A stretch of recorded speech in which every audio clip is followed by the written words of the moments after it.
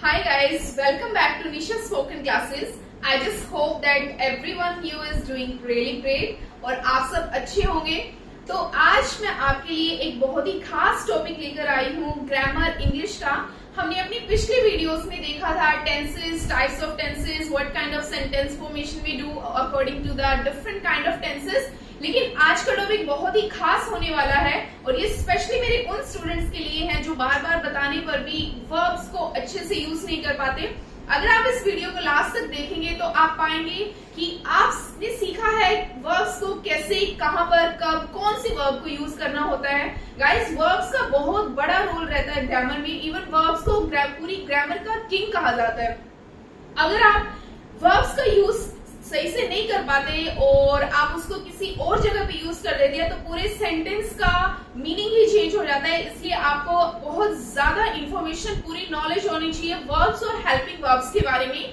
पिछले time video में जब हमने टेंसेस के बारे में बात करी तब भी मैंने आपको वर्ब्स के बारे में बताया था, लेकिन ये स्पेशल वीडियो आज वर्ब्स के लिए। सो let's get started without wasting any more time and I just hope that you will find this video really useful in terms of sentence formation in English और इसको देखने के बाद at least आप verbs की गलती नहीं करेंगे। So we have different kind of verbs, all kind of verbs we are going to discuss here and the common verbs are do, does, did, has, have, had, will be, shall be. Do, does, did, has, have, had, will be, shall be, was, were. So, do, does, did आपका use होता है, आपका present tense में use होता है। Do, does, did के साथ जो आपकी हेल्पिंग वर्ब आती है वो आती है फर्स्ट फॉर्म। फर्स्ट फॉर्म इसके साथ लगती है वर्ब की और हेल्पिंग वर्ब्स आपकी आती है do, does, did. Has, have, had के साथ आपने हमेशा देखा होगा थर्ड फॉर्म को। जब लास्ट टाइम हमने टेंसेस करे थे तब भी मैंने आपको बताया था कि हैज, हैव, हैड वहां पे आता है जहां किसी काम के पूरा होने की बात हो, जहां पे परफेक्शन की बात हो। और जब भी परफेक्शन की बात होती है तो वहां पे गाइस आपकी थर्ड फॉर्म आती है will be, shall be. Will be, shall be के साथ आपका फर्स्ट फॉर्म प्लस आईएनजी रहता है। फर्स्ट फॉर्म प्लस आईएनजी अगर बात हो रही है कंटिन्यूअस टेंस की। So let's get started with each verb and how to use it. So I will give you some of the examples. We will start with do, does, did first. Do, does and did. So do, does and did. Do is used for the plural subjects. Plural subjects आपके रहते हैं you, we and they।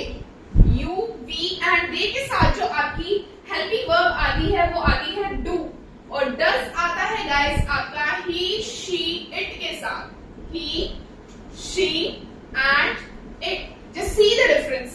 did आपकी अपने आप में second form होती है और ये आपके पास्ट में यूज होती है और did के बाद हमेशा आपकी फर्स्ट फॉर्म यूज होती है because whenever did works as a question word then you will use first form of the verb after this for making this particular sentence interrogative। interrogative sentences guys वो होते हैं जहां पे आप किसी से कोई क्वेश्चन पूछते हैं, जैसे कि did you go there, क्या आप वहां गए थे। पास्ट में did का यूज होता है। अब देखिए डू के साथ आपका यू, वी, दे लगता है जैसे कि वो बात करते हैं या वो हमसे बात नहीं करते हैं। देखिए वो बात करते हैं दे टॉक या फिर दे डू टॉक। जब बात आती है वी की, हम बात करते हैं वी टॉक।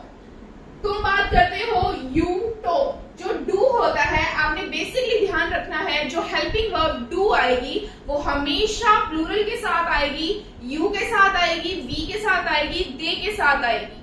यू, वी, दे के साथ आपका डू आता है। जब बात आती है डज की तो डज आपका सिंगुलर सब्जेक्ट्स के साथ आता है। जब आपके सब्जेक्ट्स हो he, she, it. He, she, it जब भी बात हो प्रेजेंट टेंस की तब आपका डज आता है, जैसे कि वह ये काम करती है, वह ये काम करती है। अब यहाँ पे वह जो है वो एक लड़की है, she works, she works, she है सिंगुलर, इसलिए वर्ब के साथ आपका एस आया, शी वर्क्स। लेकिन अगर आप इसको डज के तरीके से लिखते हैं तब ये बन जाता है शी डज वर्क।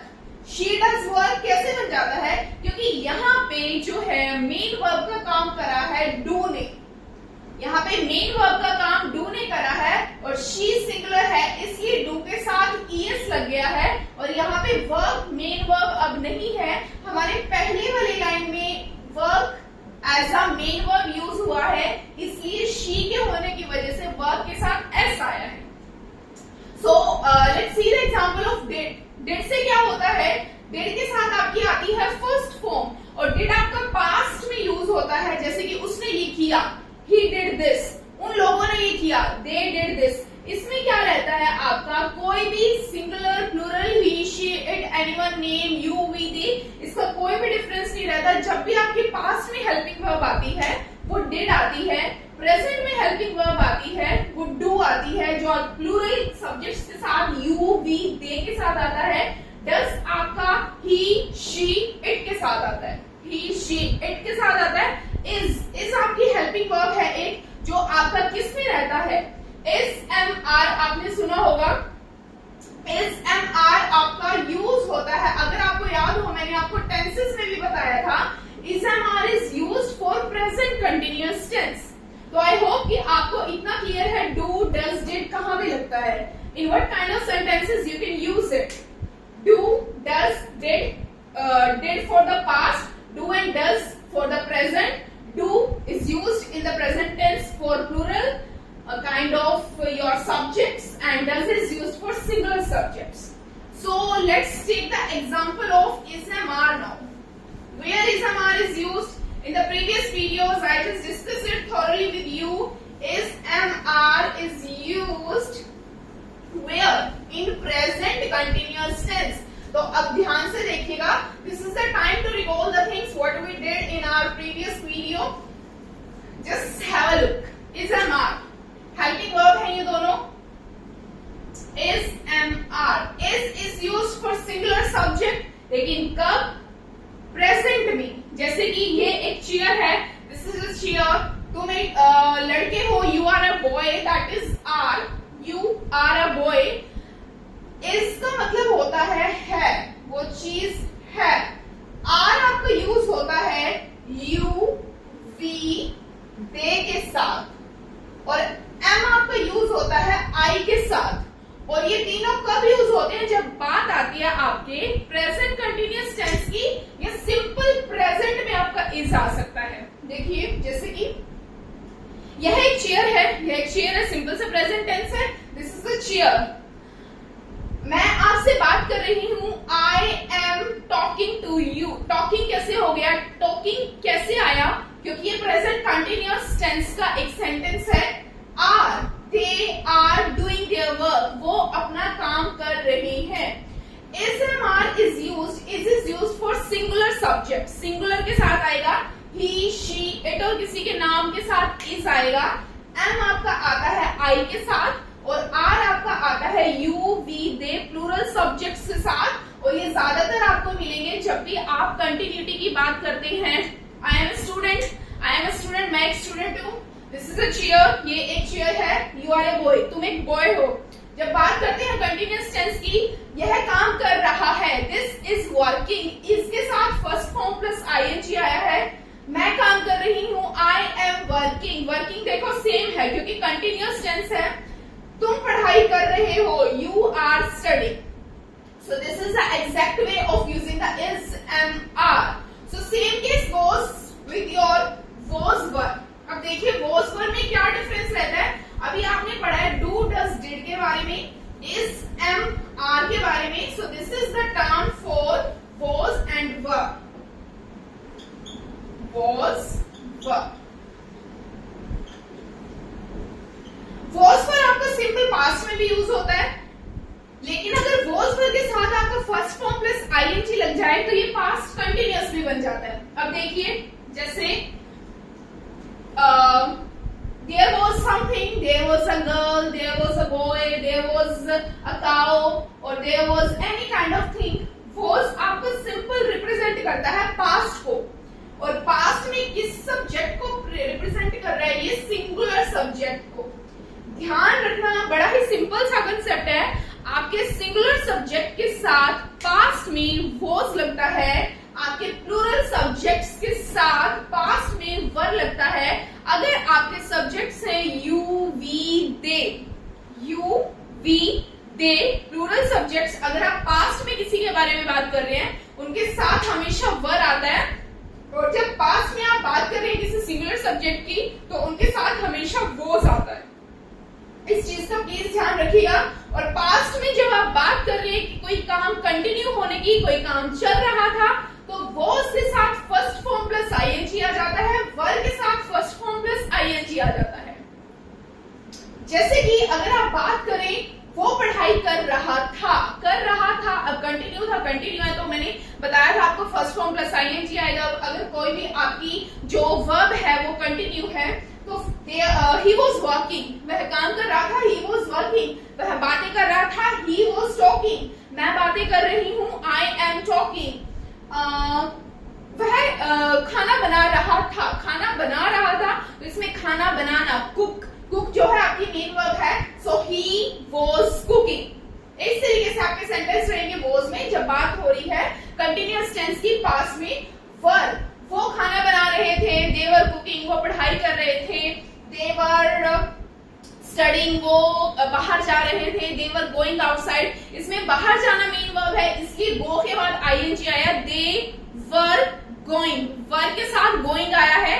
तो was और वर्ब का बिल्कुल यही यूज रहता है। अगर आप सिंपल पास्ट की बात करें, सिंपल पास्ट, कंटिन्यूअस की बात मैं नहीं कर रही, सिंपल पास्ट की ऐसा था, वो ऐसा था, या ऐसा था, वो ऐसे थे, तब आप was वर्ब की बात करेंगे। और जब आप बात करेंगे ऐसा हो रहा था, वो ये कर रहे थे, वो ये कर रहा था, मतलब काम चल रहा था पास्ट में, फिर was वर्ब के साथ फर्स्ट फॉर्म प्लस आईएनजी आता है। तो आपकी ये वाली वर्ब काम करती है जो आपकी प्रेजेंट में भी रहती है, आपकी पास्ट में रहती है, आई अपोलोजाइज, आपकी पास्ट में रहती है was वर्ब सिंपल, और जब आपकी ये बन जाती है कंटिन्यूअस तो was वर्ब के साथ first form plus ING. So let's move toward haves, have and had now. I just hope that guys you are able to relate with me what exactly I am just telling to you. So has, have, had. अब ये helping verb है, ये कैसे use होगी? has, have, had के बाद हमेशा आपकी थर्ड फॉर्म आएगी, और has, have का सिंपल सा फंडा है। has, have आपका कहाँ आता है? आपका प्रेजेंट में आता है। has, have आपका प्रेजेंट में आता है, had आपका पास्ट में आता है। देखिए has, have ऐसी हेल्पिंग वर्ब हैं जो आपकी प्रेजेंट परफेक्ट में यूज होती है। जैसे कि कोई काम अभी अभी पूरा हुआ है तो आप has, have करके बात करती हैं। has, उसने अपना काम खत्म कर लिया है, इट मींस प्रेजेंट में वो काम खत्म हुआ है। ही आएगा, has के साथ ही आएगा, क्योंकि ही क्या है? सिंगुलर। ही, शी, इट, और किसी के नाम के साथ has आता है। यू, वी, दे, और कोई भी ऐसा प्लूरल सब्जेक्ट के साथ have आता है। अब उसने अपना काम खत्म कर लिया है तो इसमें उसने क्या है? वो क्या है? सिंगुलर है। he has काम खत्म कर लिया है। do, did, done, या तो आपकी हेल्पिंग वर्ब रहेगी यहाँ पे done, he has done his work, या फिर he has completed his work। इस तरीके से आपकी इस वर्ब का यूज होगा। जब बात आएगी have की तो ये भी आपका प्रेजेंट में कंप्लीशन का सेंस देगा कि प्रेजेंट में कोई काम पूरा हुआ है, खत्म हुआ है, लेकिन have किसके साथ यूज होगा? you, we और they के साथ। जब आप प्लूरल सब्जेक्ट्स की बात करते हैं, वो जा चुके हैं, तो इसमें वो क्या है? वो है सिंगुलर, वो है प्लूरल दे के साथ आएगा have। जा चुके हैं, go, went, gone, third form रहती है आपकी gone, so they have gone, वो जा चुके हैं। इस तरीके से आपका has और have का यूज होता है जब आपके प्रेजेंट में कोई काम कंप्लीट हो चुका है। has आएगा he, she, it में जब कोई बात होती है, और have आएगा जब आपके किसी प्लूरल सब्जेक्ट में बात हो चुकी है। जैसे कि वो सो चुका है, he has slept, he क्या है? सिंगुलर, इसलिए has आया, और सो चुका है, काम हो चुका है, तो थर्ड फॉर्म आई है sleep, slept। I just hope that guys you are just getting the things। had आपका बिल्कुल तब आता है जब बात आप करते हैं परफेक्ट पास्ट परफेक्ट टेंस की, कि वो काम जो है पास्ट में पूरा हो चुका था, और हैड के साथ आपका बिल्कुल कोई चक्कर नहीं है. He, she, it, anyone's name, you, we, they, anything you can use, so it will remain constant, it will not get changed according to singular or plural subject. had के साथ आपकी बिल्कुल थर्ड फॉर्म आती है. इसके अगर मैं same examples लूं, वो पढ़ाई कर चुका था, वो पढ़ाई कर चुका था, इट मींस पास्ट में काम था और पास्ट में भी वो काम खत्म था, हो चुका था. सो ही हैड स्टडीड, वो जा चुके थे. दे हैड गॉन, हम सो चुके थे. We had slept. इसमें बिल्कुल भी ऐसा नहीं रहता कि he, she, it आया, you, we, they आया है, क्या आया है. इसमें आपका बिल्कुल had के साथ थर्ड फॉर्म ही आएगी. Guys, please, if you find this video useful, so hit the like button, and if you have not subscribed my channel yet, so please do it. Thank you so much, guys. So let's move forward to the last type of word, that is will be and shall be. Will be, shall be are the helping verbs. What we use, कहाँ पे? अगर आपको याद हो पिछली video में will be, shall be का use बताया था कि will be, shall be आपका यूज होता है जब बात होती है फ्यूचर कंटिन्यूअस टेंस की, कि कोई काम हो रहा होगा, वो मेरे लिए वेट कर रही होगी. She will be waiting, WAITING first form के साथ ING आया है. She will be waiting for me, वो खाना बना रहा होगा, काम चल रहा होगा फ्यूचर में. He will be cooking food, वह पढ़ाई कर रहा होगा. He will be studying, वो सो चुका होगा. He will have slept, that is something else. या फिर वो मेरा इंतजार कर रहा होगा. He will be waiting for me. तो will be आपका बिल्कुल वहां पे यूज होगा. ये ऐसी हेल्पिंग वर्ब है जो बताती है कि फ्यूचर में कोई भी काम कंटिन्यूअस है जब इसके साथ फर्स्ट फॉर्म प्लस आईएनजी लग जाता है. So I just hope guys you find this particular video really productive and useful for you, and you just got some of the information, at least your 80% doubts regarding the uses of the verbs. Helping verbs has changed. And there is a big difference between the helping verbs and verbs. Helping verbs are the verbs that represent what kind of tenses, what kind of the time frame you are using. If you're not using the exact helping verb, so the entire time duration of the sentence gets changed. अगर आप is की जगह was कर देते हैं, वर की जगह was कर देते हैं, या विल बी की जगह शैल बी, या ऐसा कुछ भी चेंज आप करते हैं, हैज हैव की जगह आप हैड कर देते हैं, अगर आप हेल्पिंग वर्ब का सही से यूज नहीं करते तो उस सेंटेंस का जो टाइम है वो चेंज हो जाता है, वो पास्ट से प्रेजेंट में चला जाता है और आपको पता भी नहीं चलता. तो हेल्पिंग वर्ब का बहुत बड़ा एक indispensable role it plays in terms of speaking, in terms of spoken, in terms of I'll say English, or in terms of grammar.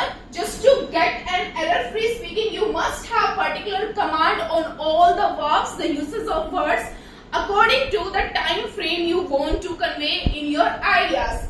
Verbs होती हैं क्रियाएं, क्रियाएं जो आप काम करते हैं, आप कुछ भी कर रहे हैं, eating, sleeping, reading, writing, jogging, talking, laughing, or studying, you are just sleeping, watching television, you are using phone, you are going outside. ये सब होती हैं आपकी वर्ब, क्रियाएं. क्रियाएं मतलब काम, मतलब एक्शन जो भी आप कर रहे हैं. अब मैं बोल रही हूँ, आप सुन रही हैं, मैं पढ़ा रही हूँ, आप पढ़ रहे हैं, ये सब क्या है? क्रिया है. सुनना, पढ़ना, लिखना, बोलना, खाना खाना, सो जाना, लड़ाई करना, बातें करना, ये सब क्रियाएं होती है, वर्ब होती हैं.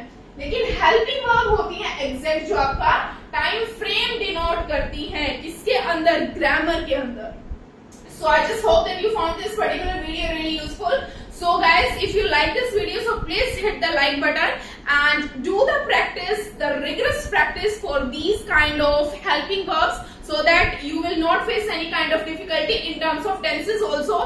अगर आपने tenses सीखे भी हैं और आपको rules बहुत अच्छे से पता है, सब कुछ आपको पता है, लेकिन आप फिर भी verbs का अच्छे से use नहीं कर पा रहे, it actually changes the entire sense of the sentence. So thank you so much for watching. Stay connected, stay tuned, and please subscribe my YouTube channel. I just see you really soon in the next video. So keep enjoying and keep learning, guys. Have a nice day. Thanks.